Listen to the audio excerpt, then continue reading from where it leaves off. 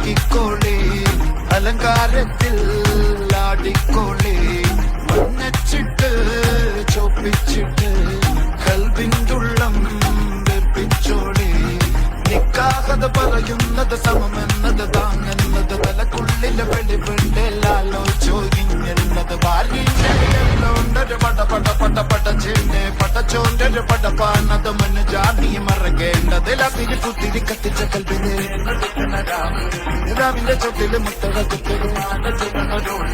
മരന്റെ കൽവില് ആനന്ദം മുത്തുന്നതിന്റെ ഓളന്ന പത്തി കിതാബിന്റെ ചുട്ടില് ഓനെഴുതുന്നൊരു രാവ്